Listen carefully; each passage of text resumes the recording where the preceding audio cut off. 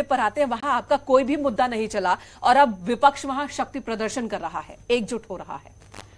देखिए, एक बात मैं बताऊं आपको, ये कोई नई बात नहीं है। आपको याद होगा 2018 का इलेक्शन, 2018 में कांग्रेस पार्टी और कुछ विपक्षी पार्टियों ने अच्छा प्रदर्शन किया था। उसमें मध्य प्रदेश भी था, राजस्थान भी था, छत्तीसगढ़ भी था, कर्नाटक भी था। और उसके बाद जो है वो इनकी एक हांडी चढ़ने लगी थी खिचड़ी बनने की, कि अब साहब जो है वो मोदी जी की उल्टी गिनती शुरू।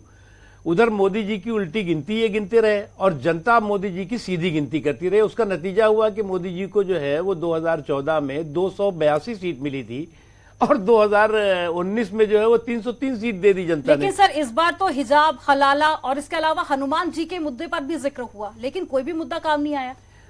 देखिए, एक चीज मैं बताऊं आपको कि जो कुछ भी चुनाव होता है, कोई भी चुनाव होगा, उन चुनावों में कोई भी पार्टी और खासतौर से भारतीय जनता पार्टी मजबूती के साथ चुनाव लड़ती है। और चुनाव लड़ती ही नहीं है बल्कि जीतने के लिए लड़ती है। अब ये तो है नहीं हम कहेंगे कि आप बाद में कहेंगे। सबसे हमें जो खुशी एक बात की है कि ईवीएम बेचारी इस बार कुनबे की कुटाई और परिवार की पिटाई से जरूर बची है। नहीं तो अब तक तो जो है वो इतनी धुनाई पिटाई शुरू हो गई होती उसकी कि साहब ईवीएम ने हमको हरा दिया। 24 का चुनाव है, क्या वो भी भगवान भरोसे जीतेंगे या विकास के मुद्दे भी होंगे? विकास का मुद्दा, विश्वास का मुद्दा।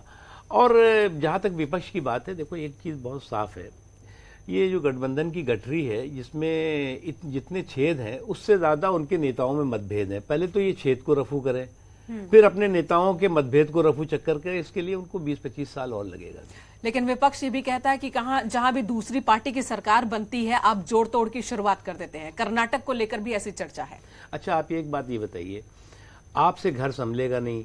मुझे अच्छी तरह याद है कि चुनाव के दौरान राहुल गांधी जी और उनकी जो सिस्टर हैं प्रियंका गांधी जी, वो बयान दे रही थी कि साहब हमारे एमएलए जो है वो चुने जाएंगे, चोरी हो जाएंगे। और उसके बाद उनको तिजोरी जोरी में बंद करने की उन्होंने तैयारी शुरू कर दी थी।